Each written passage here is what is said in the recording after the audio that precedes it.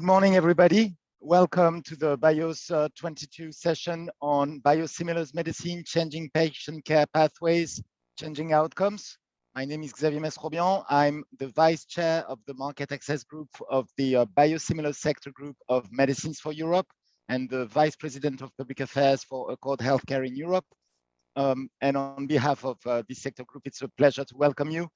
And I leave the floor to the moderator of this session, Dr. Susan Waite. Thank you, Silvio, and good morning, everyone. And thank you so much for joining us for this very important and innovative session. My name is Suzanne Waite. I am one of the founders and managing directors for the Health Policy Partnership. And I'm delighted to host this session. I'm also very happy to say that there are about 270 registered attendees. This session will be recorded and the recording will be made available on the Medicines for Europe website, as well as all speaker presentations. And just one note of housekeeping, we will be having a Q&A session. If you have any questions, please do put them in the Q&A. And make sure you specify whom they're targeted to if appropriate.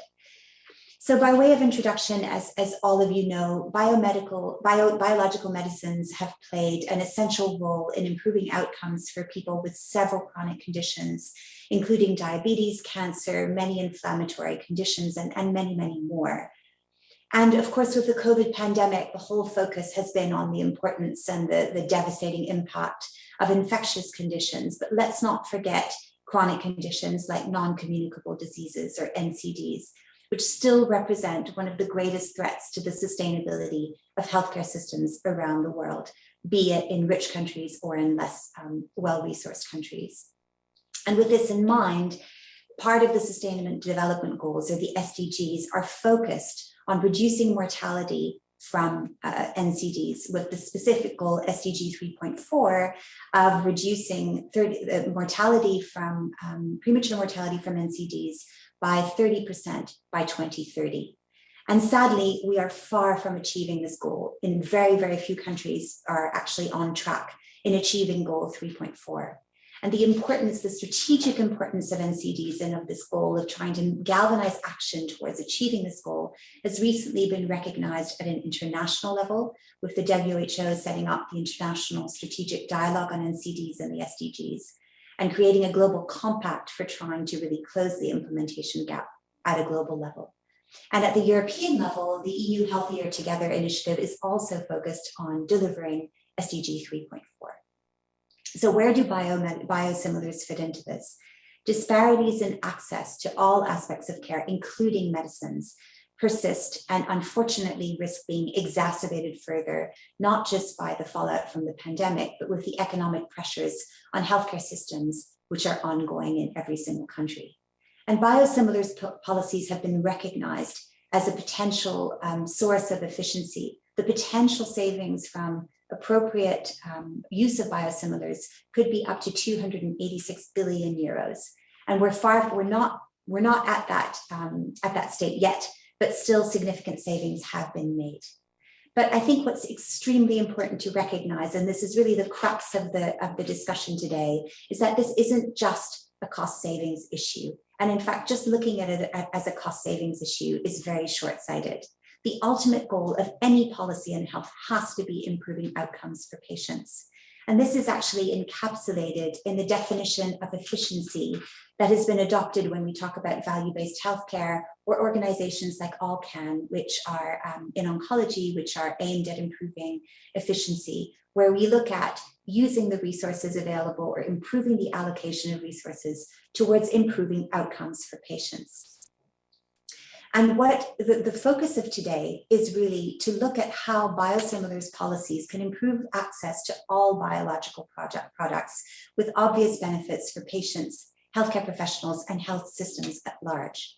But we can even go one step further and ask the question of how policies on biosimilars can allow for optimization of care overall, breaking beyond the drug silo, if you like, or the medicine silo, and really taking a whole system view of care. I don't know what you think, but I think this is incredibly refreshing to take this whole system view. So without further ado, I'm delighted to introduce our different speakers who are going to be looking at how reinvestment policies can be used and what this actually means in our fight against NCDs. And first, we will be having a presentation from Iveta Nagyova, who is the president of the European Public Health Association and also the head of the Department of Social and Behavioral Medicine at the Pavel Josef Safarik University in Košice in Slovakia. Nadia Amer, who is the health products, who's at the Health Products Department at the French National Health Insurance Fund, or the CNAM, the Caisse d'assurance maladie. Professor Silvio Danese, who is a gastroenterologist at the Ospedale San Raffaele and at the University of Milan in Italy. And Xavier, whom you heard from previously, will also be joining the panel discussion. Iveta, I'm delighted to hand over to you for your presentation. Thank you very much, Susanna. So good morning, everybody. It's really my great pleasure to be here today with you. Thank you very much for the invitation, and I'm really delighted to discuss about biosimilar medicines, changing the patient care pathways and changing the outcomes from the public health perspective. So representing here today the European Public Health Association, I would like to bring the public health perspective into our discussions today. Next slide, please. So let me introduce you very shortly in the beginning, the European Public Health Association. EUPHA is an umbrella organization for national public health associations and institutes in Europe, founded in 1992. We currently list 80 members from 47 countries. It is a network of over 20,000 public health professionals.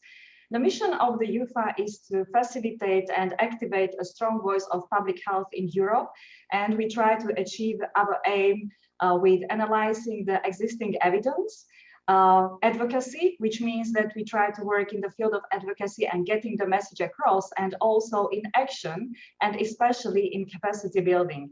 The main activities that we are organizing is the European Public Health Conference, which is the biggest public health event in Europe, bringing together over 2,500 participants each year. We are also publishing the Impact Factor Journal, the European Journal of Public Health, and one of our recent activities is the European Public Health Week. This year will be the 4th edition, and it will start in some 2 weeks. Next slide, please. As already Susanna in the beginning already mentioned, the major or global health challenge is definitely the chronic diseases. Chronic non-communicable diseases will clearly dominate both the overall mortality, but also the disability adjusted life years. And also, as has been already mentioned, and without underestimating the impact the COVID-19 had on us and on our healthcare systems, I have prepared just a slide for comparisons that so far 6.2 million people died from COVID-19, but in the same period of time, 82 million people died from non-communicable diseases. So just for comparisons, and also, let's be honest, also people who died from from COVID-19, many of them had also underlying chronic conditions. Next slide. So when we speak about chronic conditions, I have this slide on purpose here just to showing that there are major inequalities in Europe, and this is comparison of premature mortality from 4 major NCDs in Europe between the former Soviet Union countries, the EU13 and EU15. And as you can see, there are 5 decades of delay between these countries. Next slide, please. So understanding the scale, the importance of the problem, of course, reduction of NCDs by 1/3 or premature mortality from NCDs is one of the major goals of the sustainable development. And how to achieve that, there are several frameworks or visions on how to build a national NCD responses. So what are the major components of the national NCD responses? It's definitely the governments. We have to also tackle the risk factors. We have to improve our health systems and also the surveillance. Next slide, please. And I have mentioned several frameworks, and one of the frameworks which are very clearly ahead of us is, for example, the NCD Global Monitoring Framework with 9 global targets to be achieved by 2025. And let me mention just few of them for illustration purposes. So what we need to achieve is 10% reduction in the harmful use of alcohol or appropriate within the national context, or, for example, action number 3, 10% reduction in prevalence of insufficient physical activity. Action number 5, 30% reduction in prevalence of current tobacco use. But also let me point our attention to action or target number 9, 80% availability of the affordable basic technologies and essential medicines, including generics, and I'm there to say also biosimilar medicines, required to treat major non-communicable diseases in both public and private facilities.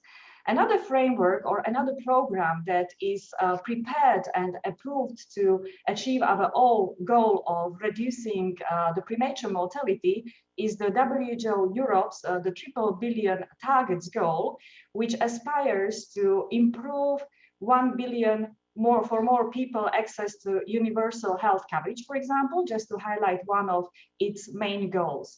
Next slide, please.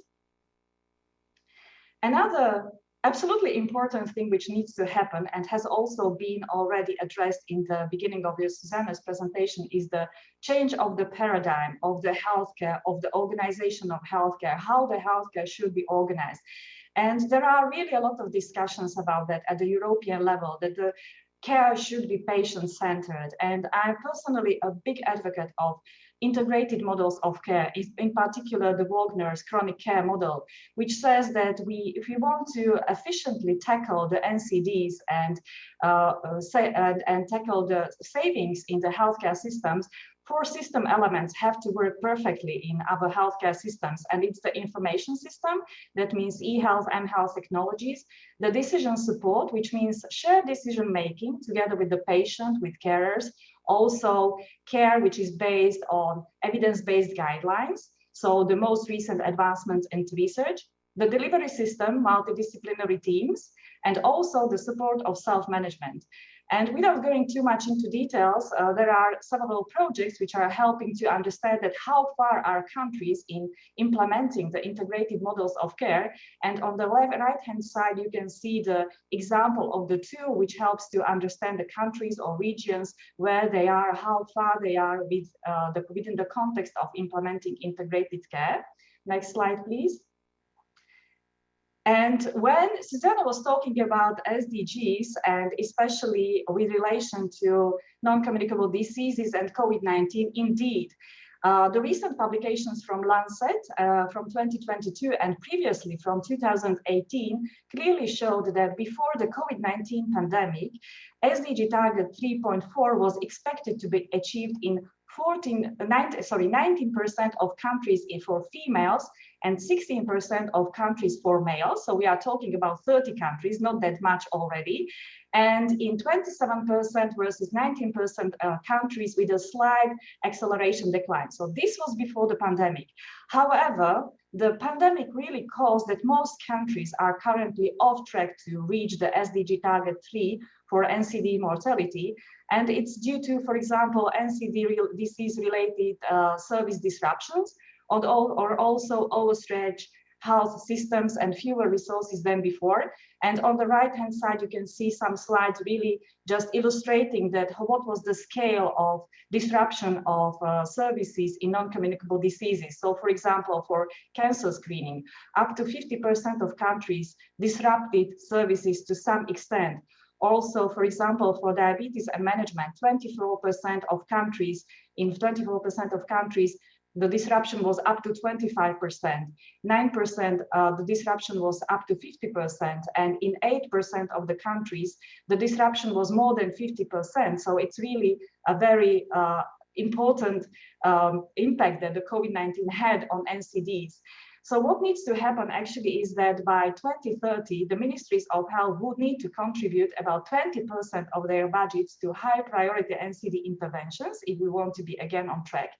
And it worldwide would require 140 billion in new spending over 2022 to 2030, which is an average of 80 billion annually. That's really a great amount of money.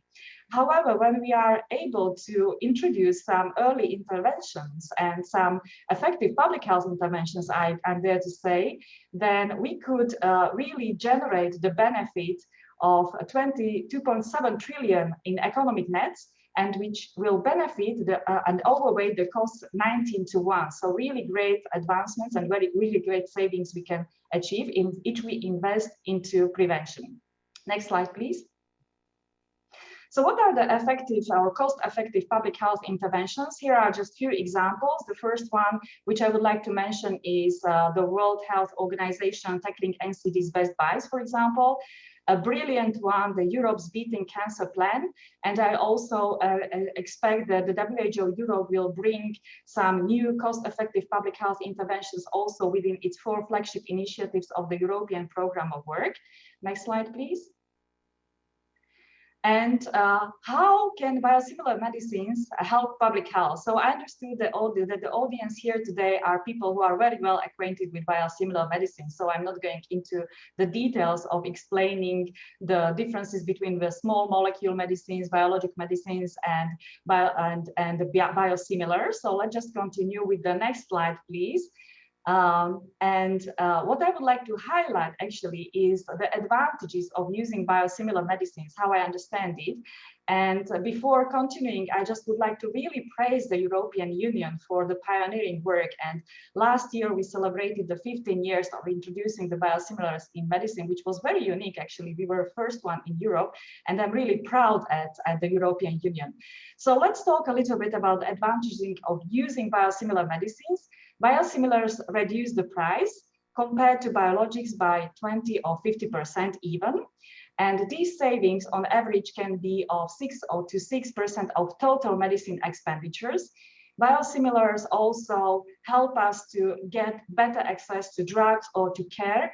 And as I mentioned in the beginning, I showed you the inequalities in Europe. So this can help to reduce inequalities even in Europe. What does it mean also that more patients can be treated at the same costs?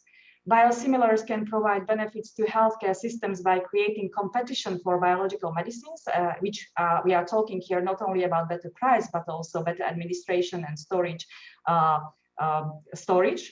And the final thing that they can to help to ensure the essential sustainability of access to standard of care therapy, which means that the savings that we are having, for example, in cancer care, we can redirect hospital resources into better care for patients, like patient or carer support programs, or hiring additional nurses, expand screening diagnostic programs, uptake hospital technology and equipment, unfolding of digital tools of the management of chronic diseases, and so on. And if we want to achieve all these aims, and if we want to make this happen, what we need definitely is the strong collaboration between all the healthcare stakeholders. Next slide, please. So this is just an example of the reinvestment, which has been published in 2018. So again, without going into too much details, the reinvestment of savings from biosimilars helped to create off-site nurse clinics for patients with lymphoma, which is closer to patients' homes in the city's outskirts. And we definitely need more such examples. We definitely need more such in reinvestments. And as a person coming from the public health, I would say that more investments into effective public health programs would be really helping very much to advance the achievement of our aims. Next slide, please. So finally, I would like to share just some of the observations where we are currently and what could happen and how EUPHA actually could help. So uptake of biosimilar medicines is still limited due to unfamiliarity with the product, also misconceptions and safety concerns. And it is also crucial to say that if we want to achieve effective tackling the non-communicable diseases, we definitely need to include patient organizations and advocates in the whole process together with other relevant stakeholders. So applying the principles of PPI, public patient involvement, in research, but also in other areas. And the final thing which I would like to say, that definitely the EMA and FDA could change the biosimilar approval pathways with regard to pharmacokinetics and to make smooth and ease the process so that the drugs are more easily approved, of course, ensuring the safety and also the effectiveness. So as I said, EUPHA is very much willing to help and assist in this process. We are definitely very eager to help with analysis of the available evidence and disseminating the evidence, also in advocacy and action. So thank you very much. This is from me for today, everything. Thanks a lot. Iveta, thank you for an incredibly comprehensive and informative presentation, which I think really set the scene perfectly for the next two speakers who will be discussing concrete examples of how reinvestment has happened, starting with biosimilars policies. So the first person I'd like to introduce is Nadia, Amer, whom I mentioned from the CNAM, the Caisse Nationale d'Assurance Maladie, who will be talking about an example in France. Nadia, over to you. Thank you. Good morning, everyone. Thank you for giving me the opportunity to share France experience. I start my presentation with some key figures about the biosimilar market in France. Next slide, please. First, biosimilars turnover is growing very rapidly. It had been multiplied by more than 5 over the past 5 years. It reached more than 1 billion euros in 2021. More than half of turnover is generated by hospital pharmacies. Biosimilar represents more than half of the biologic market, here limited to reference drugs with biosimilars, and it represents 3% of the total pharmaceutical market. However, despite these growing figures, the penetration rate is quite low, with 25% on average, measured as volume share of drugs delivered in the community, whether prescribed by hospital or community-based practitioners.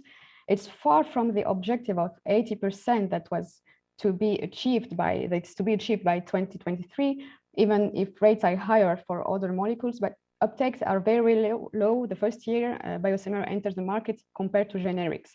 So in order to promote the use of biosimilar drugs, many incentives measures have been implemented, mostly since 2018, and that's I will list in the next slide. Thank you. At the beginning, the measures targeted hospital prescribers because this is where most of the treatments are initiated.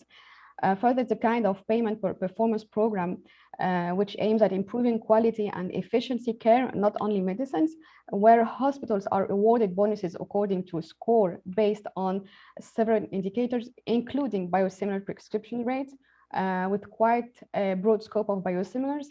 In addition to that, they can subscribe to one of the following gain-sharing programs. The main one is where they get 20% of the difference between the reference drug price and the biosimilar price. It targeted molecules with low uptake, such as etanercept, insulin, and later adalimumab was added to the list. There's also an experimentation program ongoing called Article 51, where gain sharing is higher, 30% instead of 20%, which currently benefits few hospitals, but who are selected for the innovative projects in disease management and in care patient pathway. What's specific is that the benefits are supposed to be directly paid to the department or the project holder and not to the whole hospital, that they can reinvest gain in human resources or equipment or training sessions. The program is currently under assessment, then it may be extended nationwide by the end of the year. Then there are incentives programs targeting community-based prescribers who have a lower prescription rate. The first one is the payment performance model, which includes an objective of prescription rate of 40% of biosimilars, but only for insulin largely. And more recently this year, a new program it's an amendment called Amendment 9 to the Medical Convention. Prescribers can share up to 30% of gains when initiating a treatment with the biosimilars, if they're allowed to, or when switching a reference drug with its biosimilar. And the last layer of incentives is to be implemented soon, with pharmacists being authorized to substitute a prescribed reference drug with its biosimilar under certain conditions, mainly that the prescribers expresses no opposition to it and with approval of the patient. So far, 2 molecules are in the scope, filgrastim and pegfilgrastim. And this for the slide, next slide, please. Thank you. I end my presentation with 3 main challenges we face. First, there's still room for improvement for biosimilars uptake in France, as high potential savings can be achieved, and this is key to a sustainable health budget. To this end, I think we should focus more on information towards patients and prescribers, especially the community-based ones. For instance, CNAM will be implementing information sessions to prescribers to promote the use of biosimilars through its medical visitors network.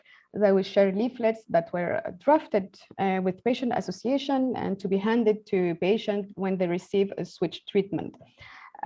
Also, the main focus is to be on the switch between the reference and the biosimilars, as new treatments are more and more initiated with the biosimilar. We made an interesting study on the use of biosimilars in the treatment of rheumatoid arthritis. One of the main outcomes is that the share of patients with biosimilar treated here with adalimumab is very different according to prescribers. It goes from 80%, more than 80% during the hospitalization, to only 41% when prescribed by hospital for outpatient use. And it drops to 30% when prescribed by community-based practitioner. We also have quite similar results with patients treated with etanercept and for patients treated for psoriasis, adalimumab or etanercept. Thank you for attention. That's all from my side. Thank you very much, Nadia, for a really interesting example of what a health insurance organization is doing to try to advance things in this area. I'm glad now to turn to Professor Silvio Danese. Silvio, over to you. Hello to everybody, and thank you for putting together this nice group. I would say that from a gastroenterological perspective, biosimilars really represent a huge opportunity. Next slide, please. So I think that something has been very special in the field of gastro, and as you know, actually gastroenterologists have been the first heavily users of biosimilar as compared to other colleagues in rheumatology and in dermatology. And actually, probably in clinical practice, we have adopted right away the opportunity of using biosimilars as compared to the more expensive originators. Next slide, please. So this is just to give you a sense of how we have worked also in terms of accepting biosimilars in terms of scientific society. At the beginning, we have, of course, made the first position statement of the European Crohn's Colitis Organization, and then we have re-updated it right away, simply because we have felt that the field was not ready in acceptance, and a strong position from the scientific society was needed. And actually, after we have revised all the biosimilar statements, we have observed a tremendous uptake of the biosimilars, simply because doctors have gained a lot of not only knowledge, but also confidence and trust on the products that were released on the market. And you know, at the beginning it was easy because it was only one product, but probably this was very important in having multiple options as it happened in the subsequent years after the launch of the first biosimilar infliximab. Next slide, please. So even though we say that in our field, and this is a review coming from a survey in Italy, there is this statement that over 1 out of 4 patients that are eligible for biological treatment are not receiving it. In reality, I think that this is even higher. Because when you look at what I see in my clinical practice, and I can tell you that I practice in one of the largest centers in Italy. In my center, I see that at least 3 patients out of 4 are eligible, are seen everywhere by other GI doctors, and these doctors are not treating them with the biological treatment. So there are 2 big issues. The first one, patients that are not treated properly, and the second one, the other important aspect is the window of opportunity for early use of anti-TNF biosimilars. And this is key because we know very well, and the data have matured in the last 1 year, a year and a half in our field, that earlier use leads to better outcomes for our patients, reduce hospitalizations, improve quality of life, and reduce surgeries. So this is a key aspect and is a big, big opportunity for patients and for doctors. Next slide. So the other big aspect is what can we do? We need to have doctors that are partners, but maybe also patients that are partners in the acceptance of biosimilars. Because every time that I've been speaking, particularly at the beginning with my patients about biosimilars, they were telling me, yes, okay, I'm going to contribute to lower cost, but what this is bringing to me personally. And then also the doctors would like to know what is the advantage of lowering the costs. And I would say that using this strategy, for instance, that has been adopted in Canada as an example of reinvestment in the service or in patient support program or other aspects that are not covered, could be somehow bringing patients and doctors more on the side of reducing the cost. Imagine that today, 1 year of a biosimilar costs like 1 year of not effective drugs such as 5-SA. And doctors keep using it without the medical need once the biologic is adopted and is successfully introduced in patients. So I think that there are still a lot of gaps and we need to work more together in order to align, if you go to next slide, all the players in the saving or in the healthcare cost reduction, which is not only the doctors, but of course pharmacists, hospital payers, and then definitively patients on board because they are the key player in the management of their disease. Thank you very much. Thank you very much, Silvio. And I love that example from Canada, similar to the example that Iveta showed, which is really, again, this notion of reinvestment, looking at what is the most important for patients to improve their outcomes, and then fostering that reinvestment into something that's really going to improve outcomes for patients. So we're moving into the discussion. Please do put your questions, as I mentioned previously, into the Q&A. But I will start off with asking a couple of questions to the speakers, and then we'll take the questions as they pop up in the Q&A as well. So the first question I wanted to ask you, Silvio, come back to you. We've looked at that triangle that Silvio was showing with patients in the middle, and the need for taking a multi-stakeholder perspective on this has been iterated by everyone, actually by all the speakers. How do you think that can translate at policy level? And what do you think the role of industry is to move beyond the silos, I guess, and really take a comprehensive view with biosimilar policies contributing to improvement generally? Yeah, thank you for the question, Susan. I think the industry has been working alongside stakeholders for the last 15 years. So it's something that we're, I would say, experienced in doing. I think what we've seen on the Europe's Beating Cancer Plan, we've seen that for cancer at large, there are already 3 of the largest biologic products that are available in biosimilar forms. And the European Beating Cancer Plan has showed that basically the usage and driving the usage of these 3 products will result into a 2.4 billion euros, I think, saving that can be reinvested into prevention, into other programs, and therefore improve health outcomes for patients, supporting the physicians, supporting the pharmacists. So I think what will be important is to benchmark this approach and apply it to other NCDs. I'm thinking, of course, we had the gastroenterology example before, but there are other conditions such as diabetes, rheumatoid arthritis. I think Nadia was very clear on this one as well. And I think the opportunity of the Healthier Together initiative will be just that, to unleash the potential and come with plans and smart policies that can really drive the model. So we've seen in Iveta's presentation as well that gain share models are successful. So we'll be working alongside member states, the EC, to drive this usage and really unleash the potential that these products have. Thank you. Iveta, I wanted to turn to you.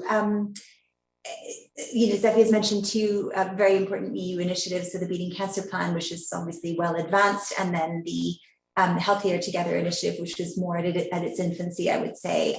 How do you see all this coming together in the policy space, and what is the potential and what is the current discourse, I guess, on this? Yes.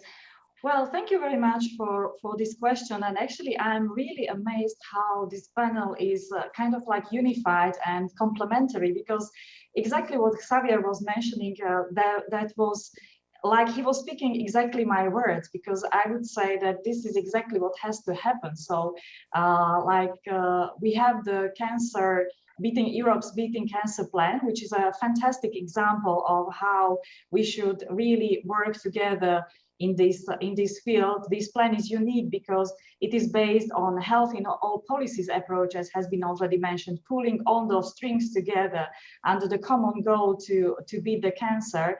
And it's about health, but beyond health policy. It is the whole of society effort.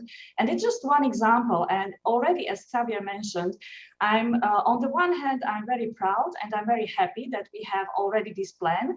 But I also see it just like the first example, because I think this has to follow for other diseases as well. And this is actually the only way. So how to move forward. So when we speak about stakeholders and cross-sectoral collaboration, I think it's really a billion-dollar question how to achieve that. And so far we have been really not very successful in collaborating with other sectors. So in many fields we are working in silos.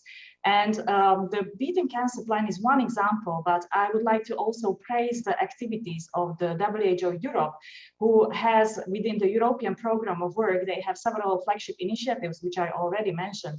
And one of them is, for example, bringing together also behavioral insights and sciences and behavioral and cultural insights, again, to kind of like make profit from both fields, cross-fertilizing the fields, and also the achievements which have been achieved and advancements in science which have been achieved in, for example, in social sciences, have never been really translated into public health. So I think this is another brilliant example. We have been talking about digital health technology. So again, this is another example. And we did not have enough time to talk about SDGs, but it's absolutely clear that to achieve our goals in the SDG 3, that health cannot happen without forwarding achievements in other SDGs. So it is everything really linked together. And I think we just have to come to the table. We have to create more opportunities for synergies, for discussions, for communication, and working together to reach our aims. Thank you. Lots of challenges, I think, there that you pose.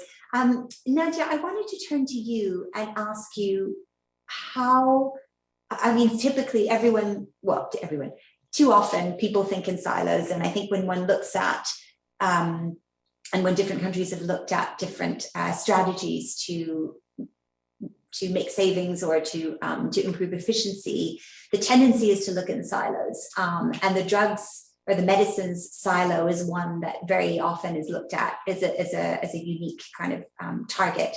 And what initiated the Caisse Nationale d'Assurance Maladie to actually think beyond the silo of medicines? It would be interesting just to hear, what the thinking was and and maybe also your thoughts on lessons learned for other health insurance and payers across Europe. Yes, as you said, it was very important to have a cross-sector approach because the regulation in France, maybe I guess in other countries as well, is very segmented between the ambulatory care and the hospital care. And we had this reflection years ago about doing other experimentation to build bridges between the two sectors, especially for chronic disease that needs to have a better link between the hospitals prescribers and the ambulatory care prescribers. So that is the main idea behind this experimentation. Is it's not only for biosimilar drugs, it's also covers other experimental in diabetes and other chronic diseases. What the idea behind is really to promote, this is the main objective, to promote the biosimilar prescription, which is already high in hospitals, but not in ambulatory care. And this is why there are some projects maybe focusing on hospital doctors that do training sessions to their community-based counterparts, and to form them, to train them a bit more, to promote the use of biosimilars in ambulatory care. So it's a bit different approach, and it needs also a different funding. The hospital doctor is paid by the hospital in community. It's not funding, and they're not inclined to work together, at least the funding. So this is also the idea behind. It's a bit different funding. It's an overall funding, and this is what behind this experimentation. Thank you. Silvio, I wonder if I could turn to you and ask, again, keeping on this theme of breaking down the silos in practice, and the role of healthcare professionals, which obviously is so central. And maybe if you could elaborate a little bit. So what are some of the lessons learned in terms of engaging healthcare professionals and what needs to be done in order to facilitate this reinvestment mindset, but also to provide information, receive appropriate information, and provide the appropriate information to patients, so that the right choices are made for them. I'd just like you to elaborate a little bit, if that's possible. I think what we have done as scientific society and as academic doctors has been to work simultaneously on multiple players. So first, we have been working on through scientific societies on GI doctors, trying to publish papers, making them aware of how are biosimilars, and then by surveys showing the confidence, the trust, the knowledge shifting before at the launch 2013, and then after 2 years of the intervention with the papers. These are all papers published. We have done the exact same approach also with patient organization. We have the European Crohn's Colitis Federation of Patients Association, and we have done exactly the same before and after intervention, showing that the knowledge and what are their gaps in knowledge and things like that. And then we've been working in multi-panel groups together with pharmacists and with communication people in order to, this has been particularly relevant at the beginning on what is the right semantic to use when communicating about biosimilars. Also because there is an aspect, at the beginning, when you have a skepticism for a drug, there is the fear that the drug is not working. It's like you buy a fake drug, and there is this concept of nocebo. So showing how to handle the communication in order to have a positive framing on the communication and also on how the patients will experience. So this is what we have, and we have involved also the nurses This is another important aspect because, you know, doctors don't have enough time. So nurses have been really pivotal, particularly in the big centers. The real issue now is biosimilar 2.0. Because now everybody knows about biosimilar, but still, I think that we have a huge problem in patients don't getting the drugs that they are supposed to get and don't get a modern management of their disease. And alone, as scientific societies, we cannot do it. Because if doctors are conservative, then it's going to be very tough to change. We need to go to the patients because the patients must be active players of their health status. So if they are very well informed, they can go to the doctor and say, look, why you are giving me always all drugs such as steroids and azathioprine that cost exactly like one of biosimilar, but are not as effective in changing the disease as biosimilars. So we need to do a much more awareness campaign on modern treatment of immune-mediated conditions with the new drugs and what can be done in order to speed it up the access to these treatment options. Thank you. I'm going to start getting some questions from the panel because I think it would be great to cover those. So Nadia, there was a specific question for you, which is, do you have any hypotheses that explains the different results that have been seen in the adalimumab market share in the different French settings? Yes. Are you okay? Do you want me to repeat the question? Or you... Oh, no, it's okay. I got it in the chat.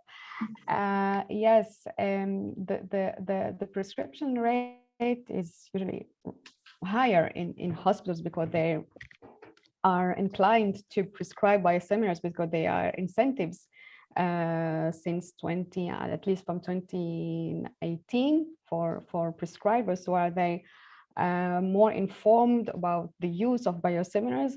And it's also like I think a supply policy of the hospital that they get more biosimilars in the supply. And what is a bit striking is when the same hospital prescriber prescribes a biological treatment for its patient, not knowing it's the same patient, but to be delivered in the community, the share drops because he expects that maybe it's an assumption, maybe he expects that the patient will ask for the reference drug and will be more skeptical, and it's what the other participants highlighted a bit. So and maybe he won't find out. Yeah, it's a bit like a skeptical behavior from the patient, and he doesn't want to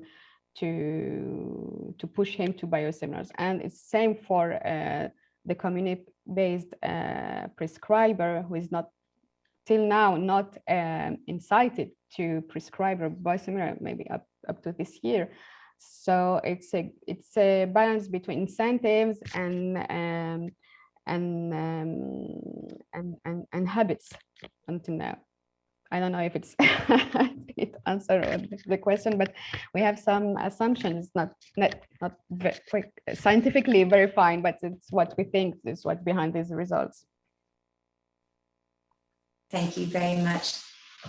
There's a question for all panelists also, which is how can we make the different experiences from across Europe, and in fact we've talked about one in Canada as well, how can we share them, and what are the appropriate platforms to share these examples so that different countries don't always reinvent the wheel? And maybe to also, particular on this notion of reinvestment and taking this comprehensive approach, Iveta, I know you spoke about the WHO, which has done a lot in terms of showcasing at least what can be done, but how do you actually collect examples of what is being done in this space, and how can people learn from each other? I'm going to start with you, Iveta, and then ask all the different panelists to address this question.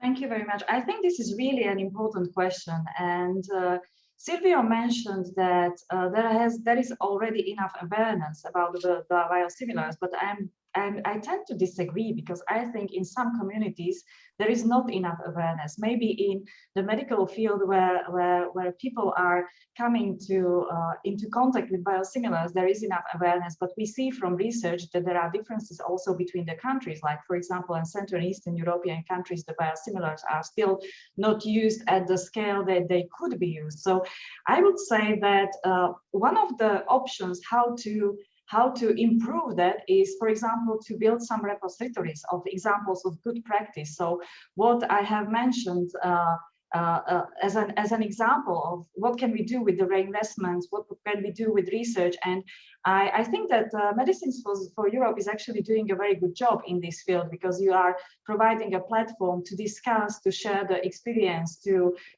raise the awareness, and to inform people about the potentials, possibilities of biomedicines, and promote these, biosimilars.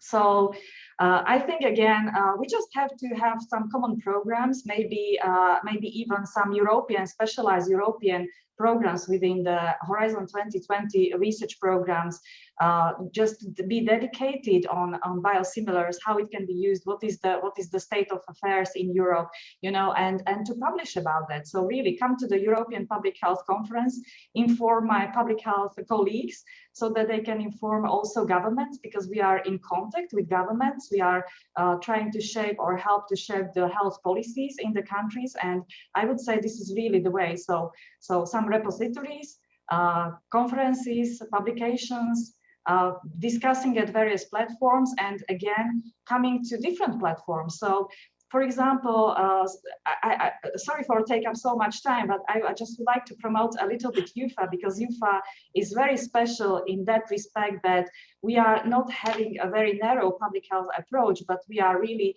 adopting a wide public health approach. So when I mentioned the sections in the beginning, we have sections on urban health, we have sections on ethics and law and different types of public health experts. And I think this is really the way to go also in this field, that you have to communicate also with people from other fields. And in that way, you can really accumulate the knowledge and expertise in the field and use it better. Thank you.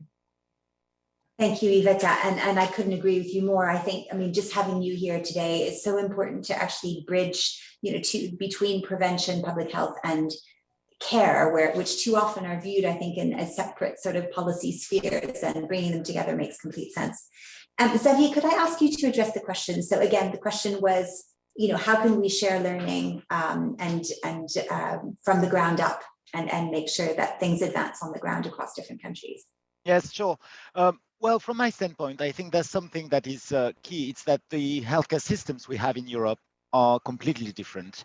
And Nadia alluded before to the fact that the funding systems are different. So all the trials that we have in the different countries are not necessarily transposable from one country to the next. However, what I think we can see and what we can say is that there are two drivers that can help to better access those programs that will generate huge public health impact, to support Iveta's point. The first one is that we can have the ambition and the drive coming from the European Commission and the different programs that we have, because this is a good place to share and to say, this is where, as a community of European citizens, this is where we want to go. So that is key from my standpoint, to drive the direction and set the target. The second thing, and I think it's something where we need to be more forthcoming as a community, right, between the industry, the pharmacists, the physicians. I think we need to be much more forthcoming with the patients themselves, explain them that basically a biosimilar is a perfectly good product, and that through increasing the usage of biosimilars, they will access potentially more innovative treatments at a later stage in their disease, etc. I think we need to be very clear with what is the end game here. The end game is, how can we harvest the saving and transform them into something that is compelling for the public health of their nation. So from my standpoint, this is what we can do, using the EC as a sounding board for all the markets. And I'm sure that the patient association, the medical association, the pharmacist associations, and of course, Medicines for Europe are ready to support these trials. Thank you, Zebi. That's great. Silvio, could I ask you your opinion on that question? Honestly, not really much to add. I would say that good cooperation, and I was seeing that what is the right platform to make aware and things like this. I think that going back to what Iveta was proposing, there are these IMI initiatives in which there could be partnership between companies and academic doctors. And this is very broad because will involve not only immune-mediated diseases doctors, but also may involve also hematologists, which is huge. And this could be very, very well taken both by as a really bringing together patients for the dissemination, doctors for potential research, companies that are of course interested and will always play a key role, and of course the EU community. So this is something certainly that should be looked more deeply into. That's a great suggestion. Nadia, can I turn to you with the same question? So how do you think, a better sharing of examples from the ground up can be done? Yes, from a national point of perspective, I mentioned the experimentation going on, and it's currently under assessment, and this assessment will be made public, I think, by the end of the year, and it could be a good basis to share experience on this biosimilar gain sharing program. It will be, there's a part that will be a kind of qualitative assessment that we to have the feedback of the healthcare professionals, of patients, and how they intended to reinvent the gains and how it ended up at the end, whether there's more improvement in the offer information part towards patient and also to other healthcare professionals.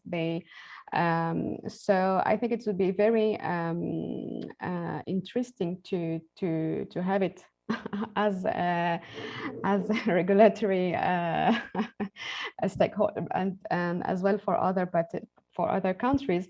There's also, as a payer organization, we're also part of a European network that is monitored by the European Commission that is called NCAP, the National Competent Authority for Pricing and Reimbursement, which organize at least 4 sessions a year, and one of them is where the Nagyova report on biosimilar is presented, and also the opportunity to share experience from other member countries. So it's a driving.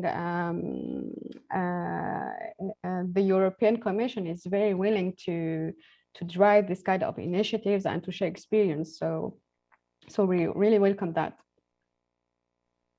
Yeah, that's great. And I think going back to what you were saying, Iveta, I think we've come full circle really, and not it's about multidisciplinary sharing at a policy level, at a cross-country level, pan-European level, and then also on the ground, obviously in practice.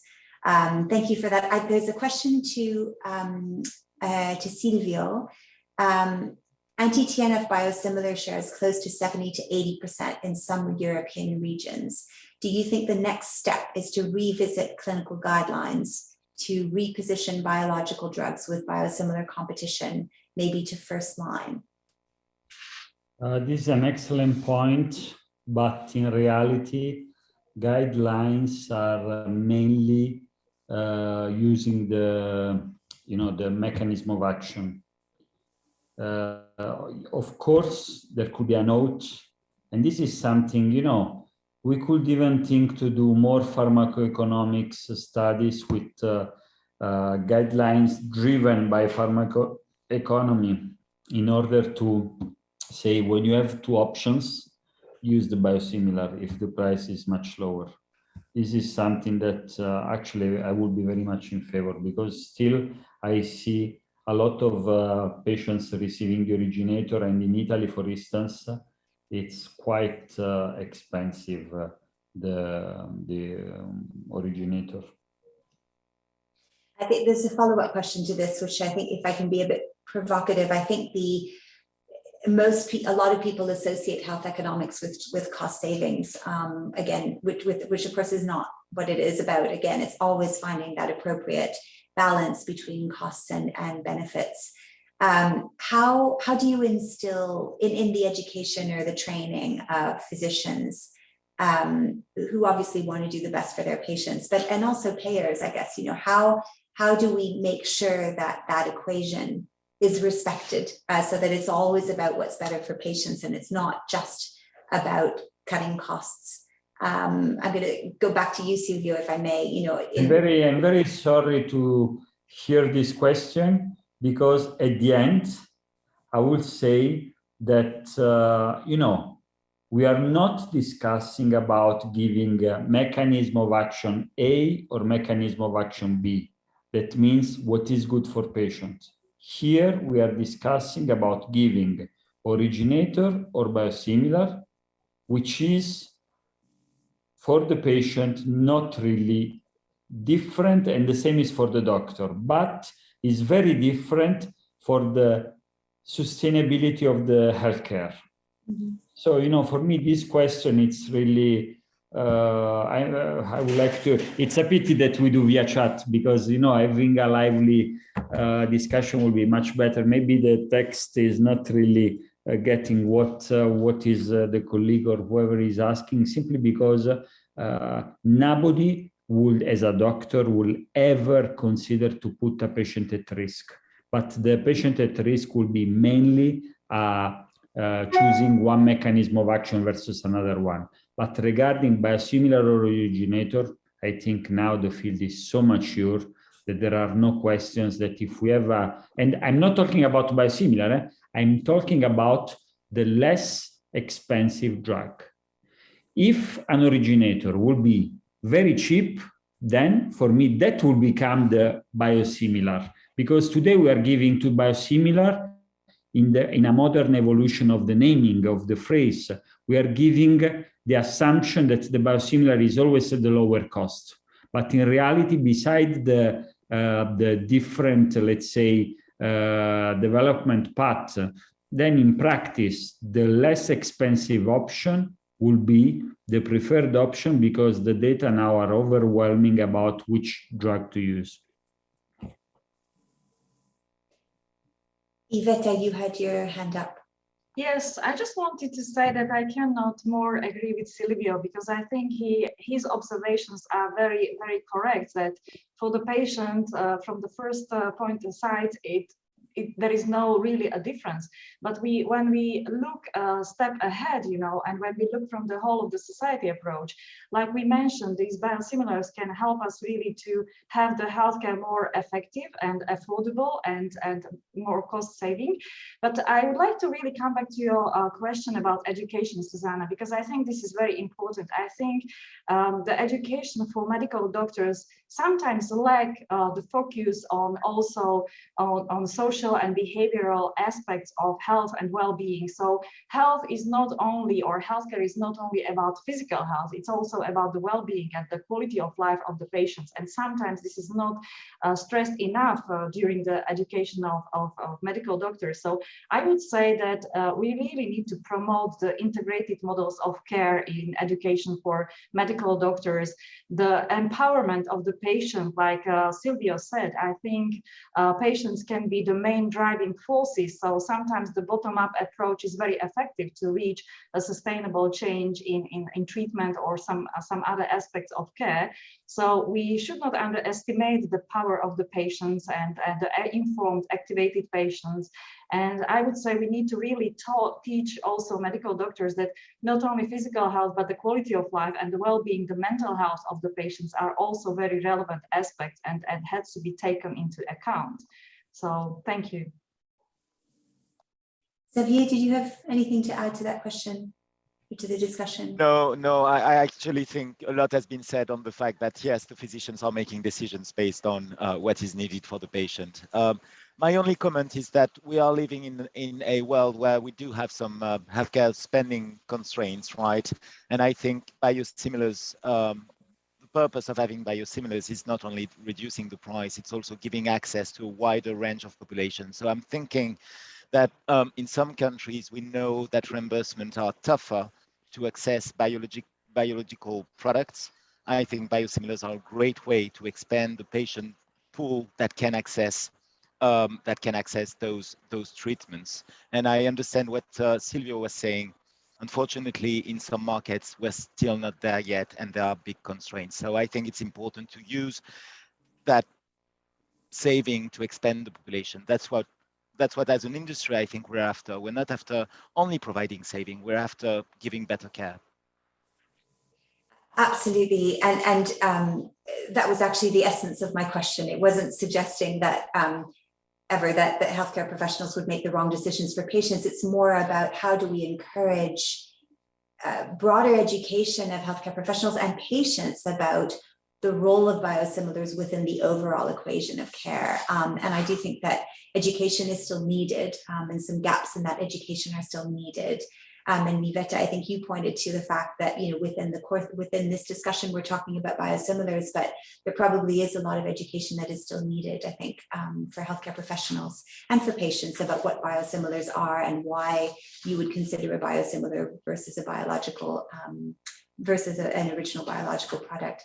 Nadia, I wonder, you know, how do you feel the discourse on, it would be interesting to hear, I know you haven't done the evaluation yet, and it's very interesting that there'll be qualitative elements as well, but I just wonder how have you successfully engaged, I guess, the not just healthcare professionals, but potentially, I don't know, the patient community or other stakeholders in taking this broad perspective on finding the right balance? Well, it's an interesting question because maybe we learned a lesson from the past when with the uptake of generics, where we struggled a lot with the implementation of generics, and many patients, they didn't want to have generics. They were very reluctant, and doctors maybe were not really involved in the process of prescribing generics. It was a bit all on the shoulders of the pharmacist. So he had to deal with the disapproval from the patient. So I guess we learned a bit from that, and we wanted to have a more global approach and to involve more patient associations and all the healthcare community. So I guess this is what we will come up with the experimentation, and I guess they will do make recommendation about that. And this is very it's even I guess it was very included in the Amendment 9. It was said that patient association have to be involved in the process of for drafting documents to be handed to the patient, and that so it's a bit, we shifted a bit in this approach, and but the main work is really to do towards patient and to have practitioners as well, and pharmacists, and to community-based practitioners, because I think the work is already done in hospitals, but the community part is not still very involved in this in the promotion of biosimilars.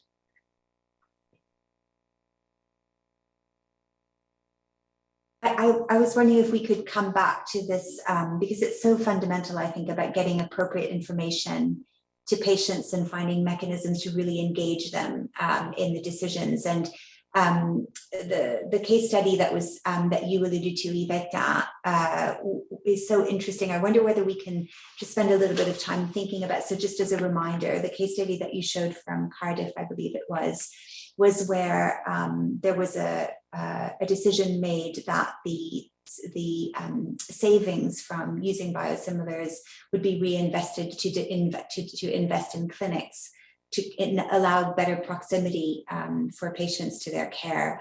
And I'm just wondering how do we get more of these in practice? How do you make sure that you engage those principles of PPI that you spoke about, how do you actually get them to happen in practice? And I'd love to hear from other people on the ground as well. I think it's the question of inspiration. So many people, I think, are not even aware of such possibilities. And as we talk more about that, maybe even in media, mainstream media, social media, I think we just have to show these kind of examples, and these really could help to promote the biosimilars, that people will understand that what kind of savings it can bring. And if we highlight these examples publicly, really doing some media campaigns, I think it could help, because it can inspire people. And I really believe in inspiration and cross-fertilization, as I mentioned, and synergistic effect. So if you see that other people did this, and you just understand that perhaps you can do that also in your own conditions and in your own field, and in your and sometimes you bring even new and innovative ideas from this. So I think this is really something what is very inspirational, and we just need more examples of that. But I definitely, like you mentioned, to the involvement of or application of PPI principles in research. And while we were discussing, I just realized that, in my opinion, there is not enough research in this field. So I would say that we need more research in the field of biosimilars, and especially when the patents for many biologics are going to I can't find the correct word, are not going to be in place anymore, and there will be more and more biosimilar medicines in place and produced. I think this would be really good if there is more research, not only about the effectiveness, but also, especially also in this kind of field, like, you know, what it can bring to patients, what quality it can bring to patients. And the example which I showed really was about improvement of the quality of life for the patients, because the proximity was closer to the patient. It was more easier for the patient. So I think this is really a very nice example. And as I said, we need to do media campaigns. We need to talk about it, and it can help to spread the word and to being inspirational. Silvio, do you want to give the perspective maybe from industry? I know Biomedicines Europe does a lot for patient education on biosimilars, and what do you see maybe some of the gaps are that still need to be addressed? Yes, I think we're facing a patient population that is more and more educated, right? It's been a long time now that patients have free access to information. However, I think we're underestimating the emotions behind the patient journey. That's why I very much like what Iveta said on the fact that we need to, we basically need to be inspirational. And I think we need to reposition biosimilars in the history of their condition. Not only on cost saving. I wouldn't mention the fact that, yes, biosimilars are cheaper, but basically this is giving them a pot of money that will be accessible for other patients, for other things to do, and even to prevent conditions. I think this is the beauty of the plan, of the Beating Cancer plan, is just that. It's how do you reinvest? So for me, that's that. We need to work on the history of the condition and not only on treatment. I mean, I'm really, I'm really slightly uncomfortable discussing this, because I know that the doctors, and Silvio's here, they're doing so much on education, but I think the history is never very clear for the patients. They don't know what to expect next. And I think this is how we can position. I think in my experience as well, when you talk to patient associations, they are completely sold to the fact that we need more biosimilars for their condition. They know it, and they're completely backing the concept. The question is, how much do we get traction for an individual patient to get information from the proper patient association, basically? So some people would go on Google and think that they know everything about the condition, when patient associations are fed with experience, true life story, and very close connection with the physician community, for example. So I think this is key for me to drive the patient to the patient associations, to give them the full story of their condition. I don't know if it addresses your point. It does. No, it does, absolutely.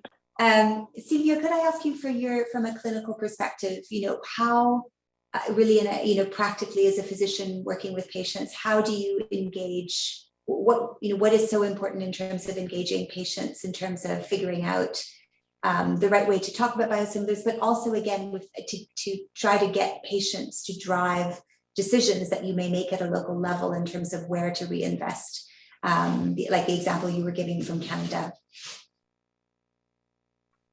Oh, you're on mute. Sorry, I think we have done something very similar at the beginning with the positive framing and so on. And honestly, patient acceptance have been over 90%. The additional thing that we have done was to introduce with the cost saving, but this was negotiated at the local hospital, an additional IBD nurse that was providing better quality of service. And this was excellent also because at the beginning, the hospital payers have never forced us to use one drug or another one, but it has been our own decision and then negotiation on how to try to benefit everybody most on the adoption of biosimilars. I mean, for us, would have been an additional nurse, the patient the same, the hospital was receiving less cost burden because of the adoption of the biosimilar, so everybody was happy. The issue is that is always variable and left to the local negotiation, which is a little bit more difficult to handle, because if you have wise managers, then it's okay, but if you have not wise managers, then there is no point at all. Thank you. And thank you. Nadia, I wonder if you, I would be interesting actually how you have involved patient associations, if at all, in the, or what your views are anyway of how to better, first of all, engage patients, but also, sorry, I was muted. So that we're going to repeat the question. So I'm having problems with, okay, can you hear me? Yes, yeah. Okay. Yeah, sorry. So I was just wondering whether in the discussions that you've had and in the Article 51, whether there's been involvement of patients and what your views are on how to, you spoke about engaging healthcare professionals in the community settings. How about engaging patients in contributing to decisions about reinvestment, what your views are? I may be a bit short on that. I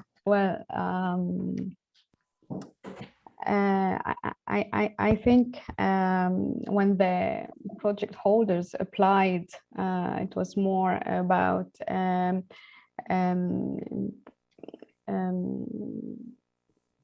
explaining how they can reinvest the gains. And one of them is to do more training sessions and informative sessions to the patients.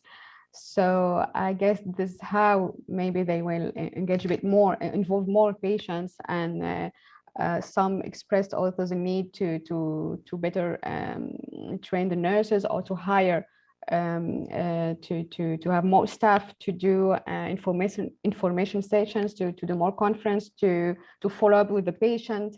So it's more from the hospital perspective.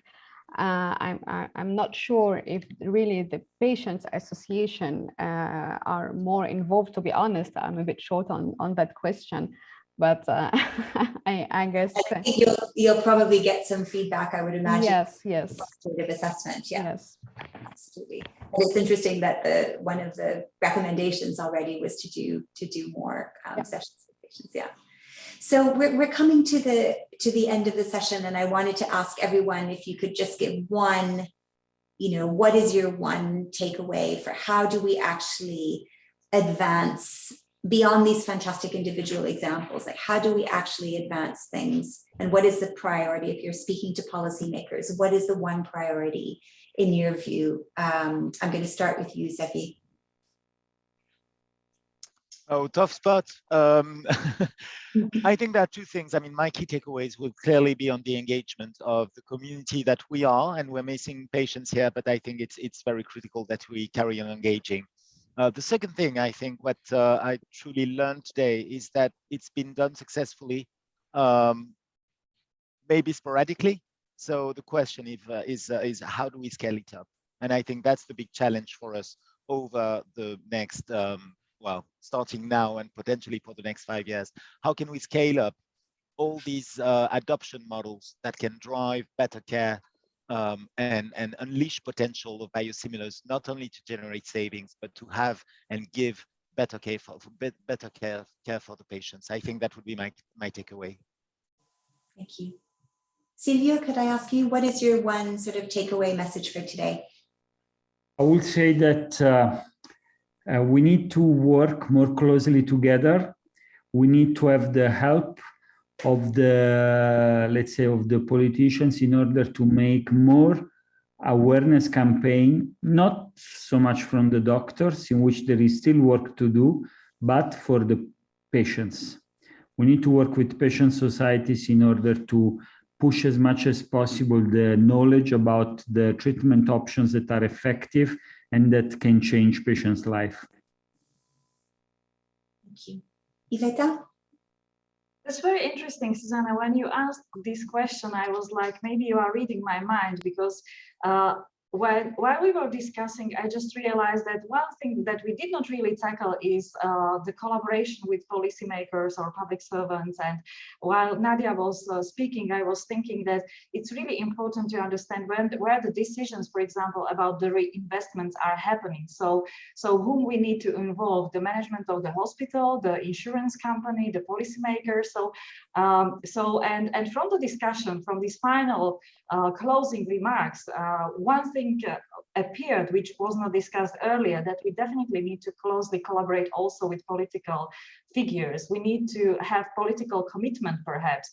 And we have similar examples from the public health field that it is not so easy always, because you have, for example, revenues from fat tax or tobacco tax, but they are not always reinvested into health. And I think this is a tragedy. So we just have to be more vocal about that. We need to collaborate more also with policymakers, with people who can make decisions, and to also influence their way of thinking about that. Thank you, Iveta. Nadia, your final thoughts on the question? Yeah, well, there's not very much to add after you all expressed your key messages. It would be very different. Well, as a payer organization, we see really that the biosimilars are a great opportunity from a financial perspective, with more and more innovative and costly drugs coming to the market. So for sure, this is we have a lot to improve to improve our uptake on biosimilars, and any decision we welcome any improvement to a decision to push for more competitive markets, because it's also it will push the prices to lower prices, and also to have more suppliers and to prevent shortages as well. So maybe I will end maybe more on financial perspective, because as a payer organization, but I also share all your conclusions from a clinical or organization perspective. Well, I just wanted to thank all of you for really fantastic contributions and thoughts. I think we covered a lot of ground. And just maybe by way of conclusion for today, so some of the key take-homes for me, where I love what you said, Iveta, about be inspirational, be inspired, and be inspirational. I think it's both. There are fantastic examples led by physicians, sometimes by local authorities, led by payer organizations, led by the industry, to really try to think about how we can break down those silos. And I think breaking down those silos, you alluded to it, Iveta, it's breaking down the silos at a practical level. So where the savings made from investing in biosimilars can be reinvested into components of prevention and care that will really make a difference to patients, with the full engagement of all stakeholders. And then you take it one level up. It's in terms of the organization of the healthcare system has to allow for those reinvestments to happen and for those stakeholders to be working together. And then taking it one level up further is the decision makers. How do you actually move from, how do you scale it up, as you were saying, Xavier, how do you move from pockets of innovation to really having reinvestment almost as a continuing thread, and as a goal of how we're going to tackle some of the challenges, the financial and other challenges posed by a rise in chronic conditions, ensure that treatment is, the best treatments possible are given to patients. So I think it's looking at those different levels and bringing them all together, which is no small challenge. I think the multidisciplinarity and that is represented in the panel today, obviously, again, needs to be replicated in terms of the decisions. We don't have a patient representative present, but the fundamental importance of always centering this on what is best for patients and what will make the biggest difference for patients. It's really the only winning ticket and the only way to go, and everything else comes second, actually, to that goal. And I wanted to go back also to something that you pointed out, Silvio, which I think was so fundamental, and that sometimes I think people forget, is because we focus so much on prevention, which is needed, but actually investing in appropriate treatment is a form of prevention. And they shouldn't be seen as two very distinct parts of the dialogue. They're integral parts to the solution, as you presented, Iveta, when you were looking at how we can address NCDs.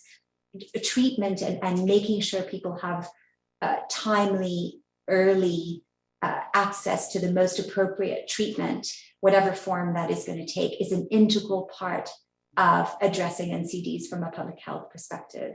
And the rallying call that I will close with is, first of all, I think this has been an exemplar of how different people who are operating in advancing health and all of the people probably participating in this webinar and the panelists are all engaged in that. We really do need to take a multi-stakeholder perspective. And specifically to biosimilars, again, it's advancing information for everyone, which is so important, putting the patient at the center and really taking a multidisciplinary and multi-sectoral approach to finding solutions. So with that, again, I would like to thank so much all the speakers for their really fantastic contributions. A reminder to participants that the presentations, as well as a recording of this session, will be available on the Medicines for Europe website, and also to invite you to please continue this conversation with us at the Medicines for Europe conference, which will be taking place, as has been put in the chat, on the 6th and 7th of October. And I wish you all a good continuation of your day. Thank you so much.